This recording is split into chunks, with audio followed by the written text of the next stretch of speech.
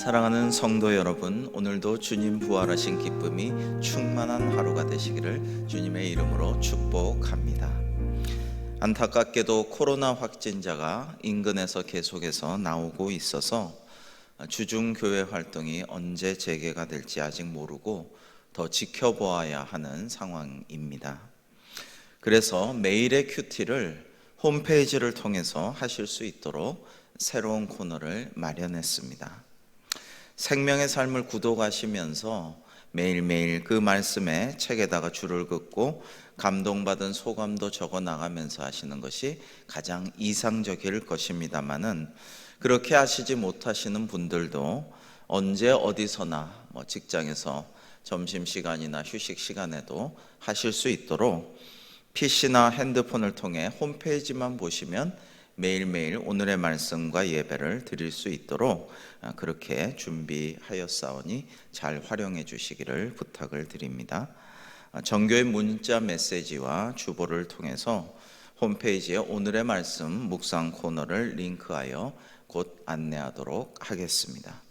오늘도 좋으신 하나님의 은혜와 평강이 사랑하는 성도 여러분과 가정과 사업과 기도 위에 함께하여 주시기를 주님의 이름으로 축복합니다. 함께 기도하시겠습니다. 하나님 아버지, 오늘도 인생지도 출애굽기 귀한 시간을 맞이합니다. 하나님, 이 시간을 축복하여 주옵시고 우리 강재강 전도사님 가르치는 은사를 더욱더 주님께서 이끌어내어 주시오며 하나님께서 귀한 은사를 주신 대로 잘 가르치게 하여 주옵시고 성령 충만하여서 이 시간 하나님의 말씀을, 주님의 뜻을 바로 잘 전달할 수 있도록 귀하게 사용하여 주옵소서. 듣는 모든 청중들은 그 마음 문과 귀를 활짝 열고 하나님의 말씀의 뜻을 깨달아 알 수 있도록 하시며 또 그 말씀대로 순종하며 실천하는 삶을 살 수 있도록 인도하여 주옵소서. 이 시간을 온전히 주님께 의탁하오며 좋으신 하나님께 감사하옵고 예수님의 이름으로 기도합니다. 아멘. 우리 강사 전도사님 나오실 때 박수로 환영하겠습니다. 여러분, 한 주간 주님 안에서 평강하셨습니까? 이제 출애굽기도 9강에 접어들었습니다.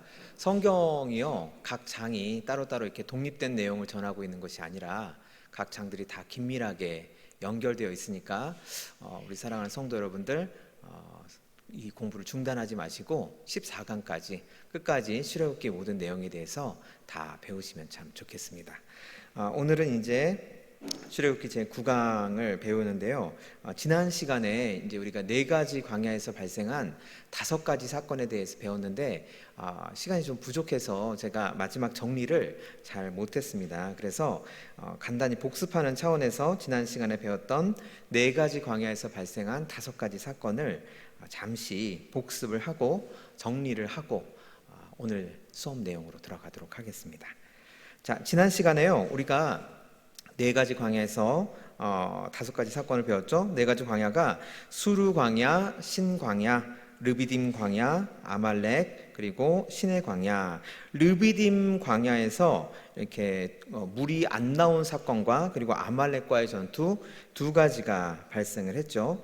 그래서요, 수르 광야에서는 어떤 문제가 있었죠? 마라의 쓴물이 있었죠. 그래서 그 마라의 쓴물이 영적으로, 성경은 과학책도 아니고 역사책도 아니고 하나님께서 우리에게 영적인 의미를 전달해 주시는 책입니다. 그래서 마라의 쓴물을 통해서 우리에게 영적으로 말씀하시는 것은 풀릴 듯 안 풀릴 듯 하는 그런 삶의 문제에 대해서 말씀하고 계십니다.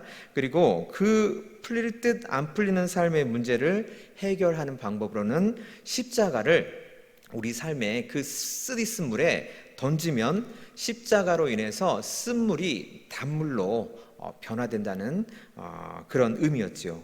그리고 신광야에서는요, 경제 문제를 말씀을 하셨죠. 우리가 무엇을 먹을까, 무엇을 마실까, 무엇을 입을까, 그렇게 먼저 우리의 어떤 의식주 문제에 대해서 걱정하기보다는 먼저 생명의 떡이 대신 예수 그리스도를 먹으라, 말씀 대신 예수 그리스도를 먼저 먹으라, 그것이 하나님께서 우리에게 말씀하시는 거였습니다. 그래서 경제 문제로 인해서 계속 내 삶이 고통받고 계속 쪼들리는 삶을 산다고 하면 이 부분을 좀 생각을 해 보시기를 바랍니다. 내가 과연 나의 어떤 일상적인 필요에 앞서서 하나님의 말씀을 먼저 먹고 있는가, 이 부분을 점검을 해 보시기 바랍니다.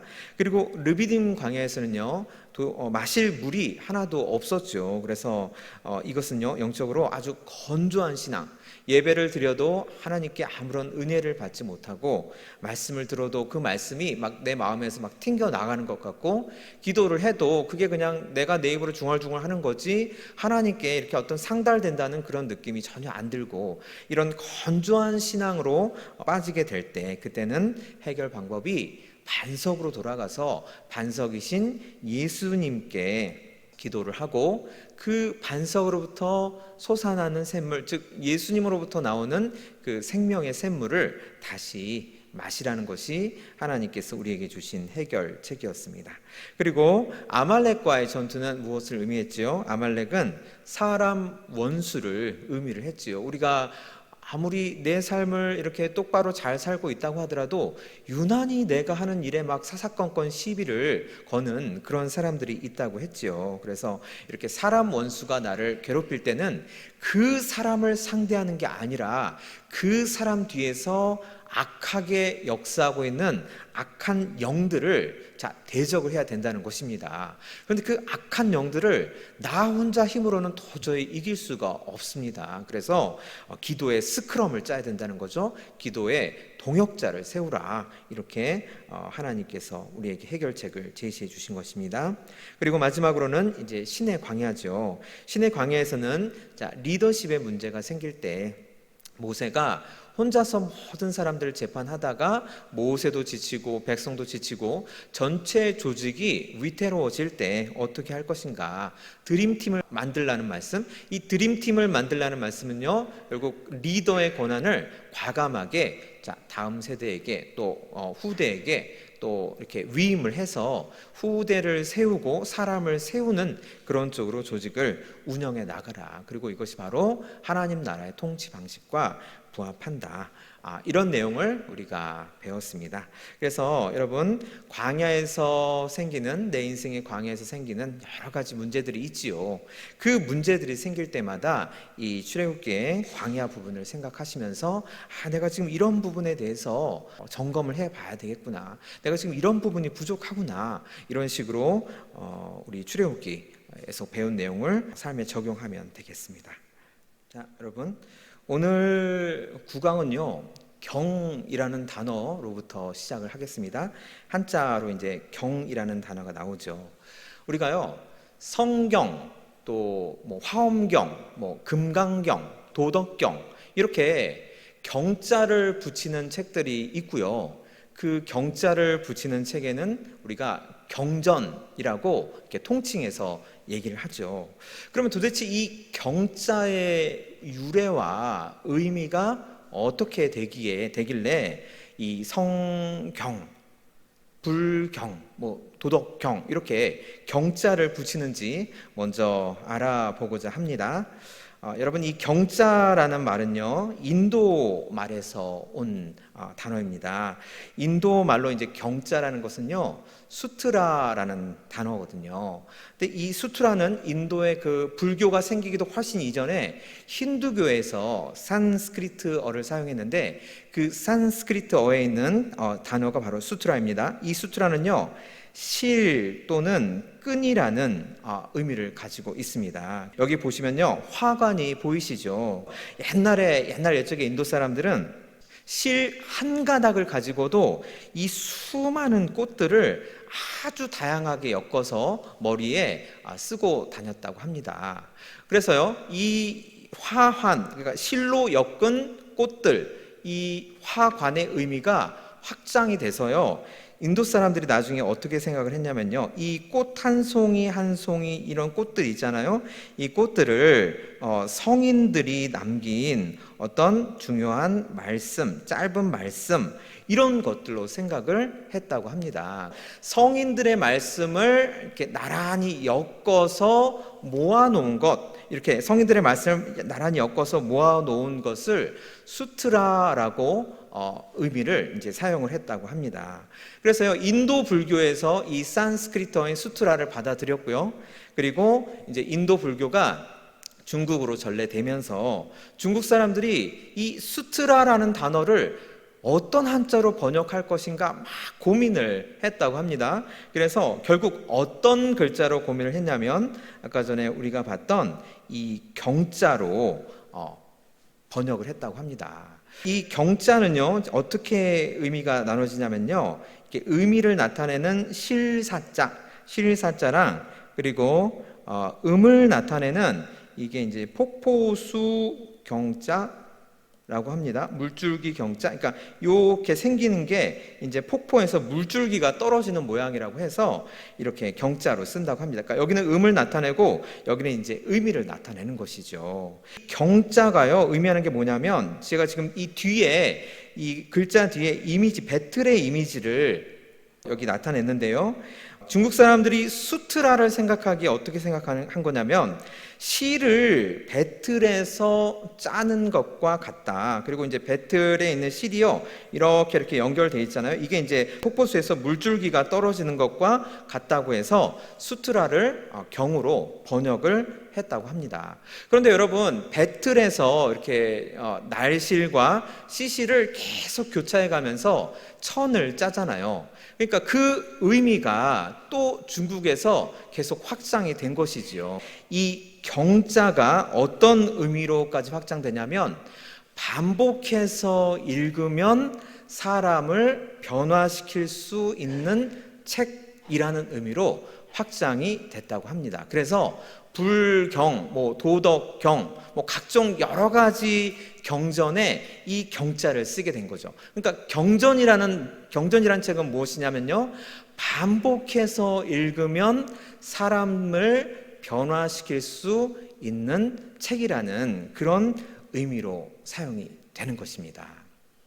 여러분, 그러면 지금 우리에게 중요한 한 가지 질문이 떠오르지요. 성경, 화엄경, 금강경, 그다음에 도덕경 이렇게 있죠. 그러면 성경에 경자가 붙어 있고 다른 경전에도 경자가 붙어 있으니까 결국 성경도 다른 경전과 똑같은 것이 아니냐. 실제로 여러분, 많은 사람들이요, 성경을 그냥 경전으로 생각해서 읽고 계시는 분들이 굉장히 많습니다. 성경을 어떤 인문학 책, 성경을 어떤 여러 가지 경전들 중에 하나로 생각해서 성경을 읽으면서 여기서 뭔가 좀 삶에 좋은 가르침이나 좀 얻어낼까? 이렇게 생각하시면서 읽으시는 분들이 굉장히 많습니다. 그러면 성경과 다른 경전들과의 결정적인 차이점은 무엇일까요?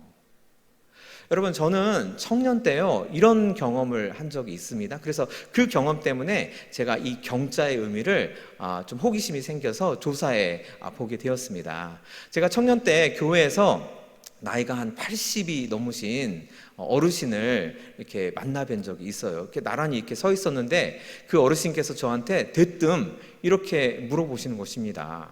이봐, 자네 성경이랑 불경이 어떤 차이점이 있는지 아나? 성경과 불경이 다른 점이 도대체 뭔지 알아? 이렇게 저한테 뜬금없이 질문을 하시는 거예요. 당연히 제가 대답을 못하고 우물쭈물하고 있었지요. 그런데 그 어르신께서 저에게 하시는 말씀이, 내가 다른 경전들 다 읽어봤는데 성경이랑 다른 경전들과의 결정적인 차이점은 약속이 있고 없고의 차이야. 성경에는 약속이 있어. 하지만 다른 경전들, 불경, 무슨 도덕경, 꾸란 이런 것들에는 약속이 없어. 거기는 그냥 읽으면 사람을 윤리적, 도덕적으로 변화시킬 뿐이야. 거기서 끝이야. 하지만 성경에는 하나님의 약속이 있더라고. 내가 이 책을 읽고 성경을 읽고 하나님의 말씀을 어떻게 지키면 하나님께서 어떻게 해 주시겠다라는 약속들이 있더라고. 이렇게 말씀을 하시는 거예요. 저는 그때 정말 한 대 이렇게 머리를 얻어 맞은 것 같았습니다. 그 수도 없이 성경을 읽었지만 성경과 다른 경전과의 차이점도 모른 채로 읽었던 제 자신이 굉장히 부끄러웠습니다.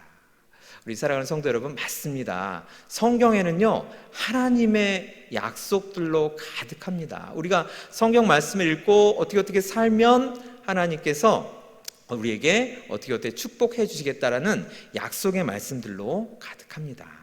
오늘 출애굽기 9강이요, 바로 그 하나님과의 약속이 시작되는 내용입니다. 그래서 우리에게 얼마나 이 출애굽기 19장이 중요한지 모르겠습니다. 그런데요, 그 성경 공부를 같이 해보면요, 의외로요, 많은 분들께서 이 하나님과 언약 관계로 만난다는 사실에 대해서 좀 간과하고 계시고, 알더라도 이 부분을 그렇게 중요하지 않게 여기시는 것 같습니다. 그런데 하나님과 우리와 약속 관계로 만난다는 것, 언약 관계로 만난다는 것이 우리에게 굉장히 중요하다는 사실을 지금부터 좀 배워보겠습니다. 먼저요, 출애굽기 19장이 있고요, 그리고 20장이 있고요, 그 다음에 21에서 23장이 있고요, 그리고 24장, 이렇게 흐름이 진행됩니다. 출애굽기 19장, 그러니까 오늘 수업에서 배울 내용은요, 언약 체결에 관한 준비사항들에 대해서 말씀을 하고 계시고요. 그리고요, 이렇게 건너뛰어 가지고요, 24장에서는요, 드디어 언약식을 이제 체결하는 장면이 기록되어 있습니다. 그리고 20장에서는요, 십계명에 대해서 하나님께서 우리에게 주신 언약의 대표성을 띠는 십계명에 대해서 말씀하시고요.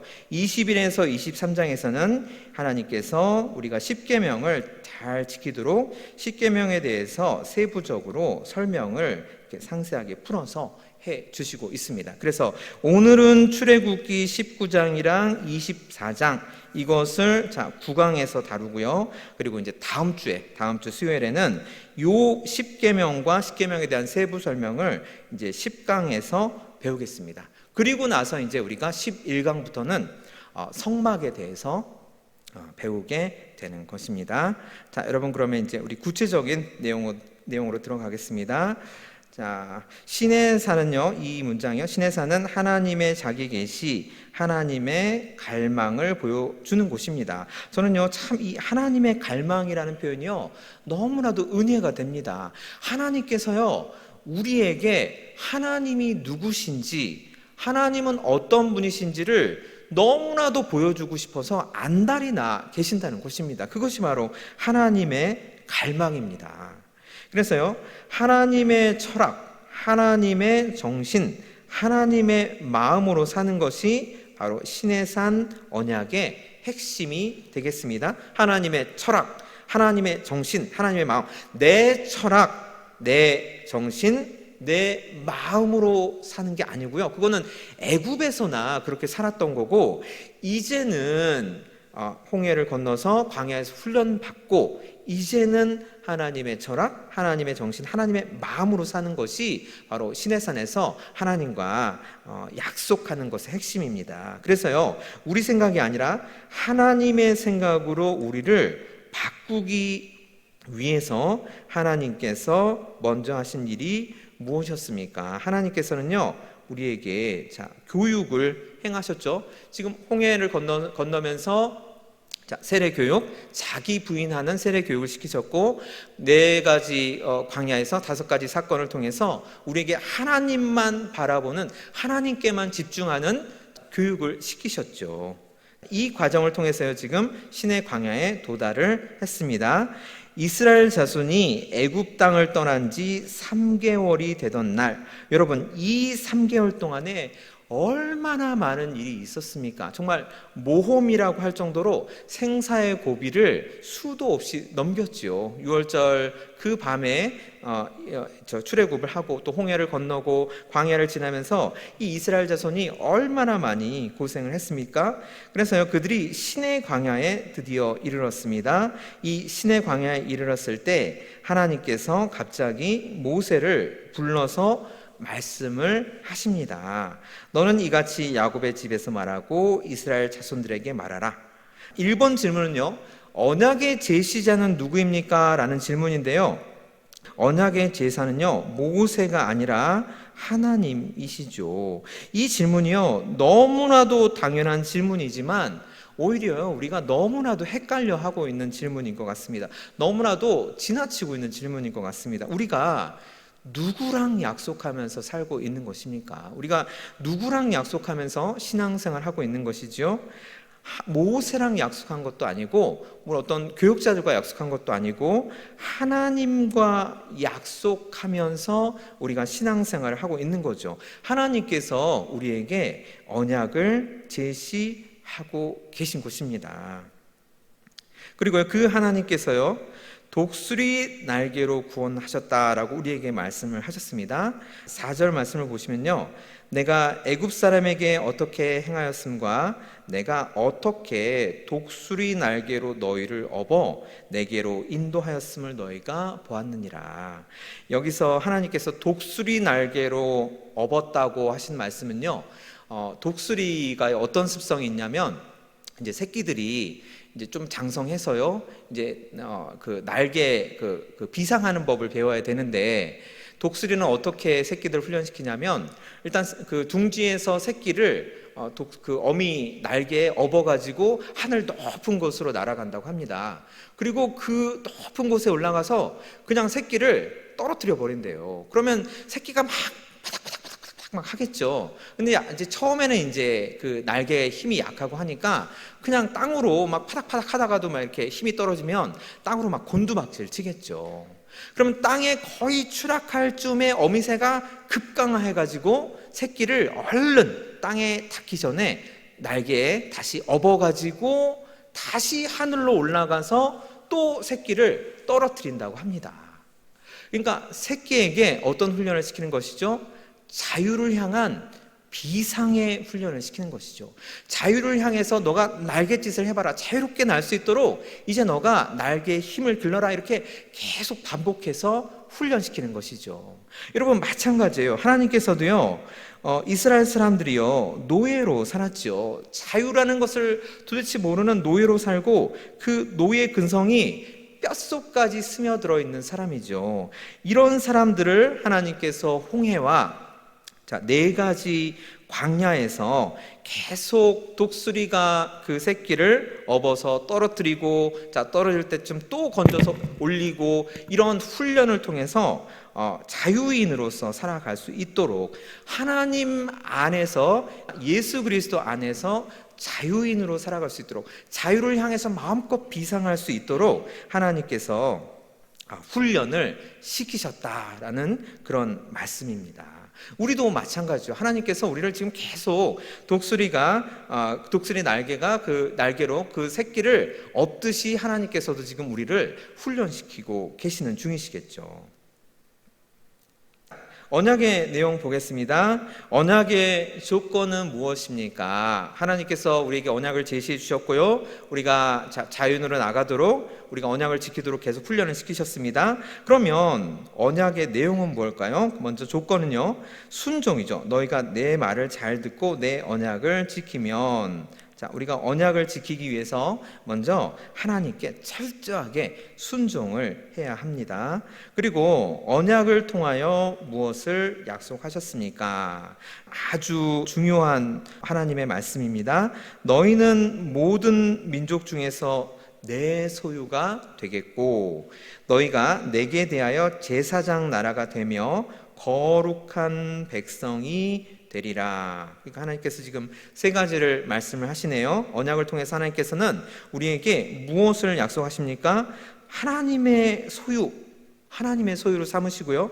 그리고 제사장 나라가 되게 하시고 하나님의 거룩한 백성이 되게 하신다는 것입니다.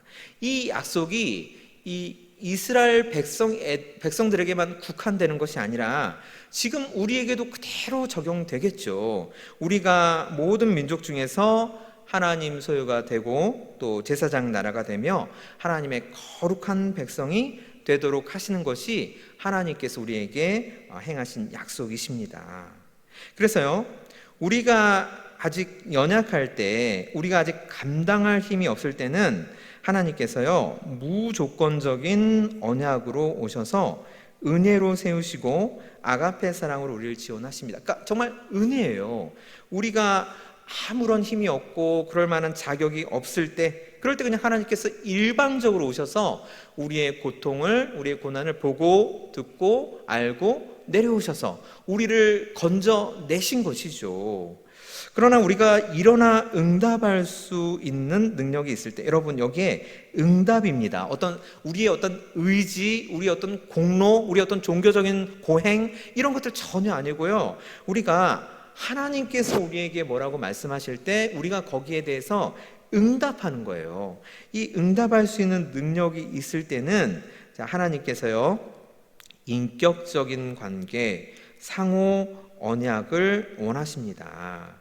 그러니까 하나님께서는요, 지금까지는 우리에게 짝사랑을 하셨습니다. 일방적으로 사랑하신 거예요. 그런데요, 우리가 이제 하나님께 은혜를 받고 믿음이 장성한 분량에 이르게 되면 하나님께서는 무엇을 원하신다는 말씀이시죠? 하나님과 우리가 서로 사랑하기를 원하신다는 거죠. 하나님께서도 우리로부터 사랑을 받기를 원하신다는 거예요.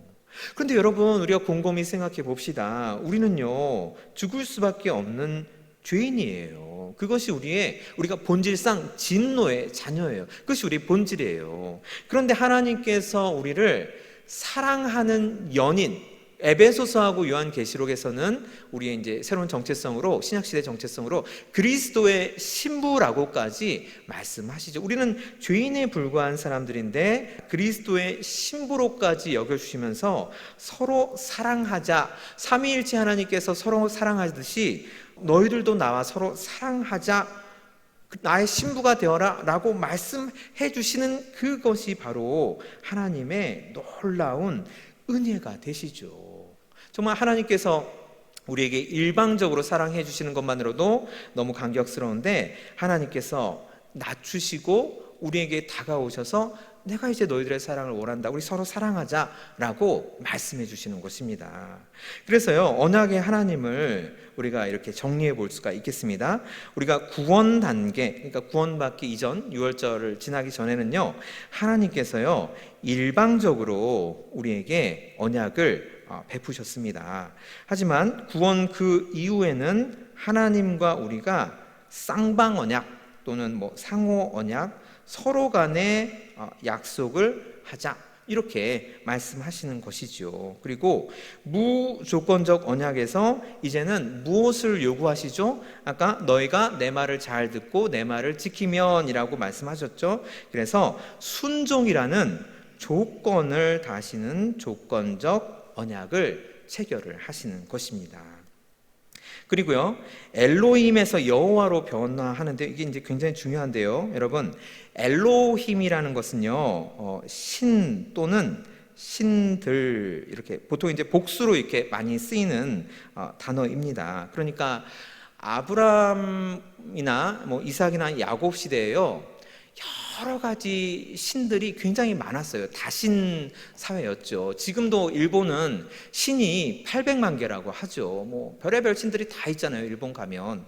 그러니까 아브라함이 살던 그 시대예요, 족장 시대에 정말 다양한 신들이 있었어요. 그래서 이 신한테 도움을 청했는데 그 신이 도움을 주지 않으면 뭐 아니면 말고 하고 그냥 다른 신으로 넘어가면 돼요. 다른 신을 섬기면 돼요. 그러니까 그런 여러 가지 어떤 잠재적인 신들, 여러 가지 도처에 있는 신들, 이런 신들을 일반적으로 말할 때 그러니까 보통 명사로 말할 때, 신들이라는 보통 명사로 말할 때 엘로힘이라고 합니다. 그래서 구약 성경에도 엘로힘이라는 표현이 많이 등장합니다. 아직 유일신, 하나님이 유일한 신이라는 그런 생각이 자리 잡기 이전이죠. 근데 이 엘로힘이요, 구원 그 이후에는 이제 여호와라는 고유 명사로 바뀝니다. 출애굽기 3장 14에서 15절에 보면요, 모세가 하나님께 여쭤봅니다. 주님, 제가 그 동족들한테 가서 당신을 소개를 해드려야 되겠는데 도대체 당신은 어떤 신이십니까? 이름이 뭡니까? 라고 질문을 하죠. 그때 하나님께서 나는 스스로 있는 자다 라고 말씀을 하시죠. 근데 그 나는 스스로 있는 자다가 조금 이렇게 부드럽게 번역한 거고요, 히브리어 원문으로는 나는 나다 이거예요. 나는 나다. 나는 나다. 근데 이 나는 나다를요, 히브리어로 발음을 하면 야훼라고 합니다. 우리 성경에는, 개역 개정에는 아직 이제 여호와라고 번역이 되어 있습니다. 저쪽 순복음 쪽 그쪽에는 이제 야훼라고 사용을 합니다.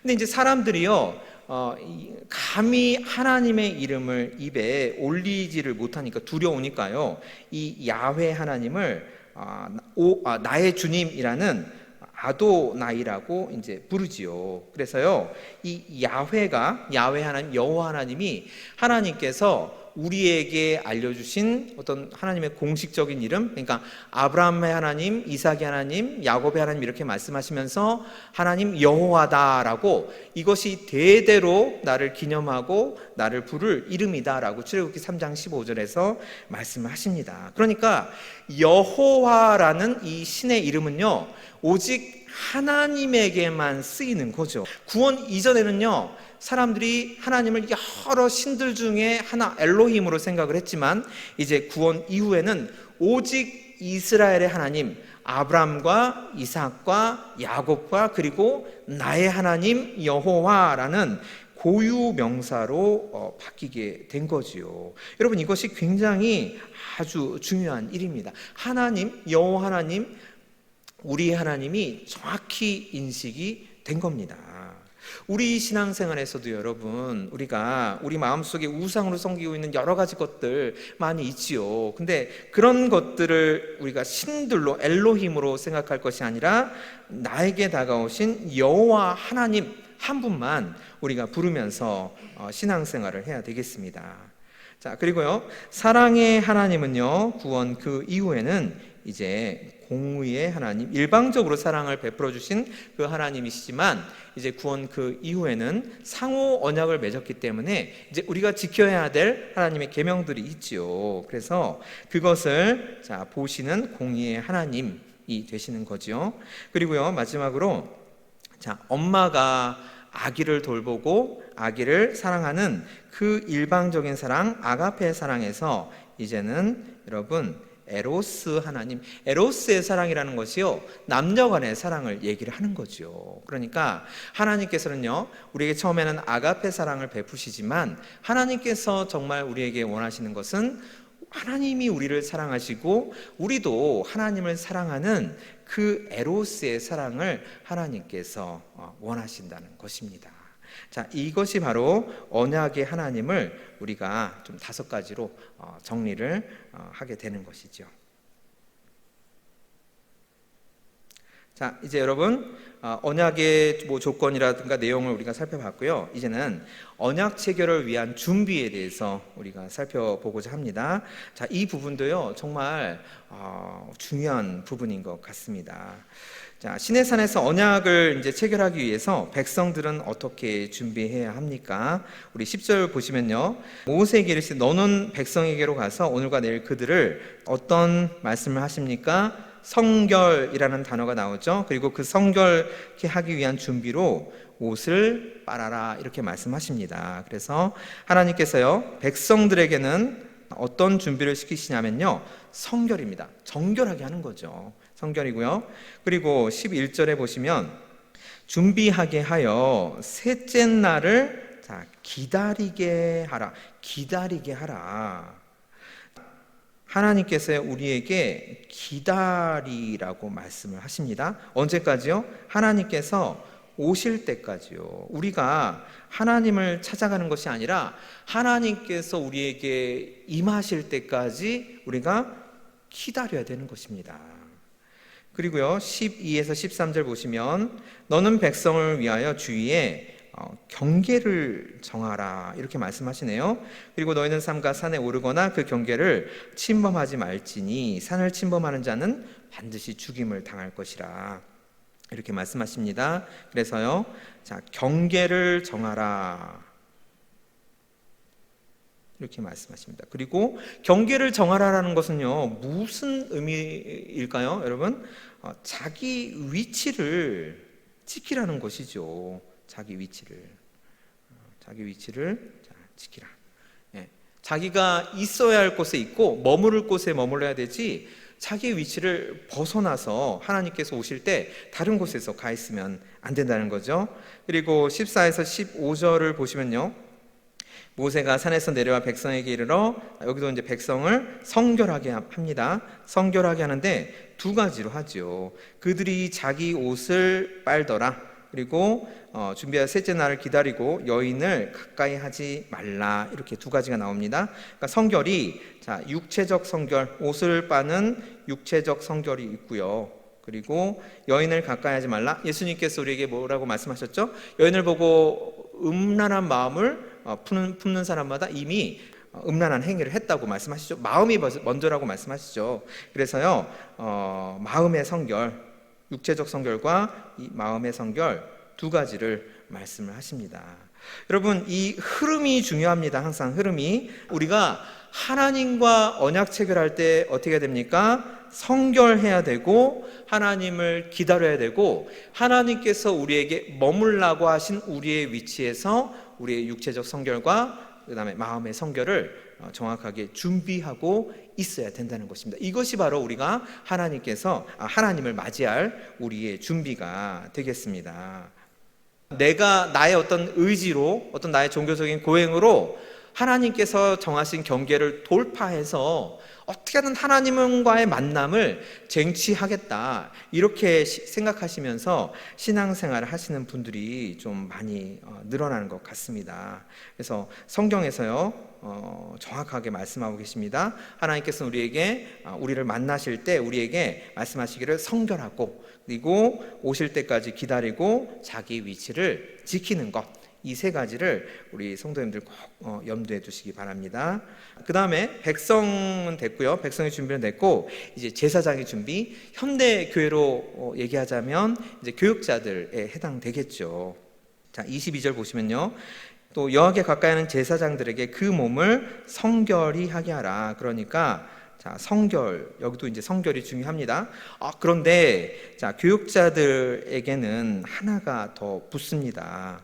나 여호와가 그들을 칠까하노라. 즉 교육자들은, 하나님께 기름 부음 받은 종들은 성결을 유지하지 않으면 하나님께 혼난다는 거죠. 아주 더 철저하게 성결을 준비해야 된다고 말씀하시는 것이죠. 자, 23절 보시면요, 모세가 여호와께 아뢰되 우리 주께서 우리에게 명령하여 이르시기를 산 주위에 경계를 세워 산을 거룩하게 하라. 제사장들에게는 경계를 세우고요, 백성들이 넘어오지 못하도록 경계를 세우고, 그래서 거룩하게 함, 이 두 가지가 요구됩니다. 그러니까 이제 우리 현대 교회에서는 예배가 있으면 예배에서 장로님이면 장로님의 위치, 권사님이면 권사님의 위치, 또 각 부서의 부장님, 또 총무님들의 위치를 우리가 교육을 시키고, 교육자들이 교육을 시키고 그 자리에 잘 머물게 하고, 그리고 그 예배 드리는 곳을 말씀과 기도와 찬양으로 거룩하게 하는 것이 되겠습니다.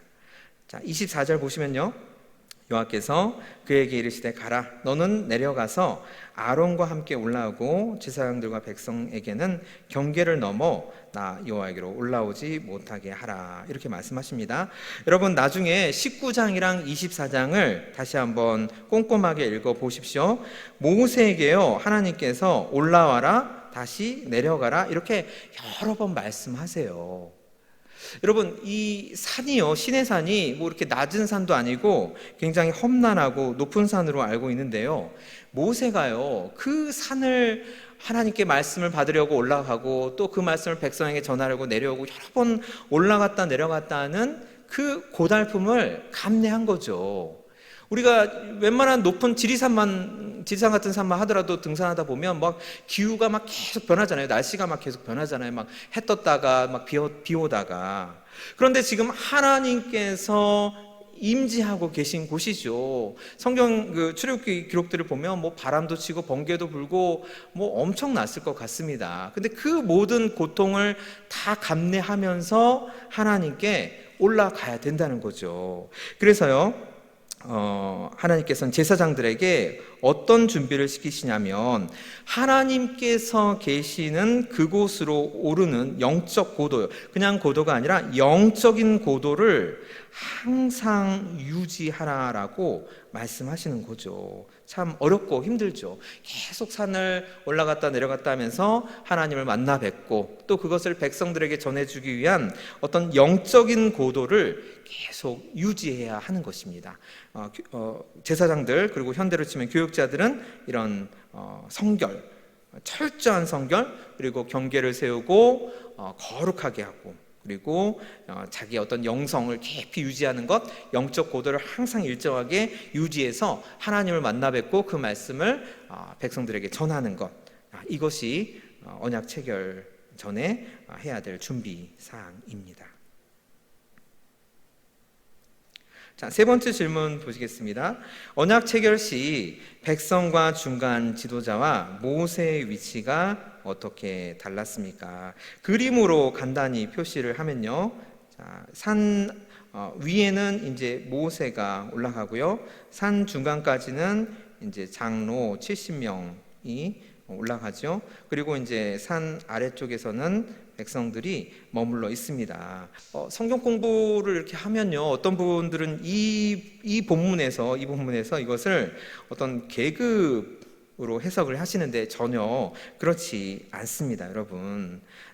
우리 하나님께서는요, 각 사람이 하나님 앞에 살면서 위치를 정해 주신 거예요. 사람마다 다 자기가 있어야 될 위치가 있는 거죠. 우리 모두는 다 하나님께 동일하게 은혜를 받지만 각 사람들이 섬겨야 할 예배의 자리가 있는 것이죠. 그러니까 이것은요, 어떤 계급을 얘기하는 게 아니라 예배의 자리, 현대 교회를 치면은 예배의 자리를 하나님께서 지금 시내산에서 이스라엘 백성들을 통해서 어떤 원형적인 모델로 우리에게 제시를 해주고 계시는 것입니다. 그래서요, 모세에게 이르시되 너는 아론과 나답과 아비후와 이스라엘 장로 70명과 함께 여호와께 올라와 멀리서 경배하고 너 모세만 여호와께 가까이 나아오고. 자, 모세가 하나님께 백성에게 하나님의 메시지를 전달하는 메신저로 섬기도록 쓰임을 받고 있는 거지요. 자, 3절 보시면요, 모세가 와서 여호와의 모든 말씀과 그의 모든 율례를 백성에게 전하매 그들이 한 소리로 응답하여, 자, 여호와께서 말씀하신 모든 것을 우리가 준행하리이다. 하나님께서 지금 모세를 통해서 말씀하시죠. 너희들은 이러이러한 것 지켜라. 그러면 너희들이 지킨다고 하면 나랑 약속하는 거다. 이렇게 얘기하니까 백성들이요, 그 홍해를 건널 때 또 4가지 광야에서 있었던 그 모든 사건들을 생각해 볼 때는 정말 놀라울 정도로 신속하게 하나님의 말씀에 순종해서 여호와께서 말씀하신 모든 것을 우리가 준행하겠습니다 라고 해서 이제 서로 간에 언약이 체결된 거죠. 약속이 체결된 것이죠. 그래서요, 이제 언약식을 정식으로 해야 되지요. 이제 그 이야기는 좀 건너뛰어서요, 이제 24장에 4에서 8절에서 나옵니다. 언약식의 준비와 진행을 어떻게 했습니까? 자, 4절 말씀 보시면요. 모세가 여호와의 모든 말씀을 기록하고 이른 아침에 일어나 산 아래에 제단을 쌓았습니다. 산 아래 제단. 자, 우리가 생각해 볼 때는 영적인 의미가 예배가 되겠지요. 예배를 드리는 것. 그리고요, 이스라엘 12지파대로요, 여러분 12기둥을 세웠다고 합니다. 여러분, 하나님께서 어떻게 약속을 해 오셨죠? 맨 처음에는요, 한 사람이었죠. 아브라함에게 약속을 하셨죠. 창세기 12장, 창세기 15장, 창세기 17장에 걸쳐서 세 번에 나누어서 하나님께서 계속 약속을 갱신하셨죠. 그리고 아브라함에게 확신을 주셨죠. 그래서요, 그 한 사람과 한 약속이 어떻게 확장되죠? 한 가족으로 확장되죠. 아브라함, 그리고 이삭, 야곱, 이 3대 가족에 걸쳐서 하나님의 약속이 확장이 됩니다. 그리고요, 이제는 시내산에서요, 약속이 어떻게 확장되죠? 12기둥이라는 것은 이스라엘 12지파대로 세웠으니까요, 한 나라에 대해서 하나님께서 하나님의 약속을 확장을 하셨죠. 그리고요, 한 나라에 대해서 하신 그 언약을, 자, 우리 예수님을 통해서요, 예수님의 보혈을 통해서 온 세계를 통해 그 약속을 확장을 하신 거죠. 그 첫 번째 시초가 되는 것이 이 10기둥을 놓는 사건이 되겠습니다. 그래서 아주 중요하죠. 항상 여러분, 어떤 단발적인 사건, 어떤 특정한 사건에 집중을 하지 마시고요, 항상 이런 흐름을 자세하게 살피시고 그 흐름이 내 삶에도 적용되는가를 꼼꼼히 기도하시면서 하나님께 질문하시고 하나님께서 주신 지혜로 살펴보시기 바랍니다. 자, 5절 보시면요, 이스라엘 자손의 청년들을 보내어 여호와께 소로, 자, 제사는요 번제와 화목제로 드렸고요, 그리고 모세가 언약서를 낭독했고요. 그리고 이제 중요합니다. 모세가, 자, 피를 가지고 반은 여러 양푼에 담고, 그래서 반은요, 피의 반은 제단에 뿌리고, 그리고요, 그 반은요, 나머지는 그 피를 가지고 백성에게 뿌렸습니다. 그러니까 피를 가지고 계약을 했죠. 계약서를 체결할 때 지금 우리는 도장을 찍지만요, 자, 이 시내산 언약은요, 피를 가지고, 자, 쌍방간의 계약이 되었다라고 꽝꽝 찍은 것입니다. 그래서요, 반은 제단에 뿌리고 반은 백성에게 뿌린 거지요. 백성에게 뿌렸다는 것이 바로 이게 상호 언약, 그리고 쌍방간의 언약을 나타내 주는 것입니다. 그러니까 우리가 왜 주님의 보혈로 구원을 받을 수가 있습니까? 왜 예수 그리스도의 보혈만이 우리를 구원해 줄 수 있습니까? 지금 이 사건 때문입니다. 주님께서 모세를 통해서 피를 제단에 뿌리고, 그리고 백성에게도 뿌려주셨기 때문에 상호 간의 언약이 성립이 된 것이지요. 계약 체결에서의 피는 계약 위반 시 죽음에 의한 처벌을 받겠다는 상호 간의 약속입니다. 자, 피의 절반은 하나님의 임재를 상징합니다. 그래서 단에 뿌립니다. 그리고 나머지 절반은 백성들에게 뿌려서 쌍방이 계약 당사자가 되면서 상호 책임과 의무를 지킬 것을 약속합니다. 시내산 언약 이 이후로부터는 마치 부부처럼 서로 사랑해야 되고 사랑할 책임이 있는 그런 관계가 성립이 되는 것이죠. 이것은 장차 인간의 모든 죄가 예수 그리스도의 피를 통해 깨끗해짐을 상징하는, 자, 예표론적 행위입니다. 그러니까 미리 하나님께서 보여주신 것이지요. 자, 이 피로 말미암아 하나님과 우리 사이에 막힌 담이 흘리고 화목이 이루어졌습니다. 장차 예수 그리스도께서 자신을 십자가상에서 희생시키심으로 세우실 영원하고 온전한 언약의 피를 상징합니다. 여러분, 이 마지막 문장이 아주 중요한 문장이 있습니다. 우리가 믿을 때 구원이 임하는 이유가 무엇일까요, 여러분? 우리가 믿는다고 할 때 하나님께서 우리를 구원해 주시는 이유가 바로 뭘까요? 그 피가 제단에만이 아닌 백성에게 뿌려졌던 것처럼 우리에게 뿌려지고 적용되기 때문에, 자, 쌍방간의 언약이 성립이 돼서 피로 말미암아 우리에게 구원이 임하는 것이죠, 여러분. 여러분, 오늘 배우신 내용 아주 중요합니다. 우리가 자주 간과하는 내용입니다. 아무리 그 중요성을 강조해도 지나치지 않을 것 같습니다.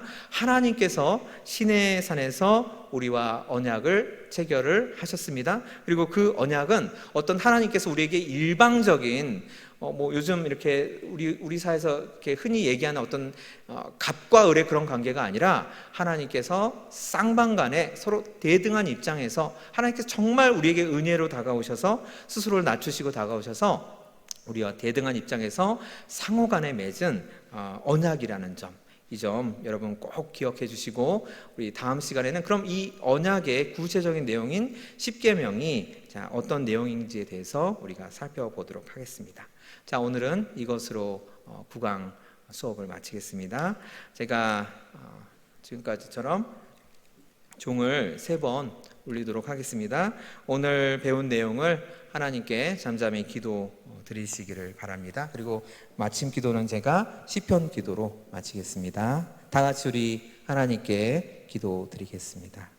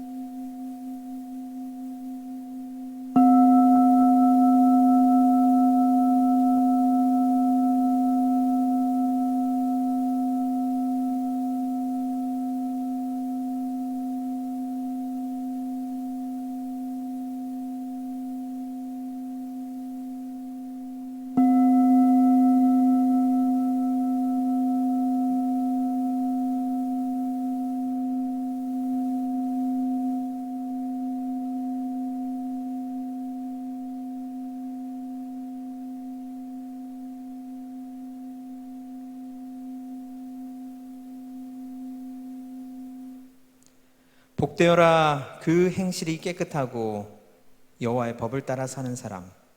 복되어라 맺은 언약 지키고 마음을 쏟아 하나님을 찾는 사람. 참으로 그들은 불의를 행하지 아니하고 주의 도를 행하며 주님께서 그들에게 명령하사 주의 법도를 잘 지키게 하셨습니다. 그러므로 주님, 이제 저희들이 주님의 구원을 바라며 주의 계명들을 행하고자 합니다. 주님의 말씀은 저희들의 발에 등불이며 저희들의 길에 빛이 되십니다. 저희가 고난 당하기 전에는 하나님의 뜻에 빗나갔지만 이제는 주님과의 약속을 지키며 살려고 합니다. 저희들이 주의 법도들과 약속의 증거를 지키오니 저희의 모든 행위가 주님 앞에 있습니다. 그러므로 우리 하나님, 저희들이 부르짖는 기도의 소리를 가까이 들으시고 주님의 말씀으로 저희를 더욱 깨우쳐 주시옵소서. 주님께서 주님의 뜻을 친히 저희에게 가르쳐 주시니 저희가 입술로 주를 찬양합니다. 주님의 모든 계명들이 의로움으로 저희의 혀가 주의 말씀을 노래합니다. 저희가 주님의 법을 택하였사오니 주께서 손을 뻗으셔서 저희를 이 모든 어려움에서 구원하여 주시옵소서. 하나님, 저희가 주의 구원을 기뻐하며 주의 율법을 즐거워합니다. 우리를 사랑하시어 율법을 완성하신 예수님의 이름으로 기도드렸습니다. 아멘.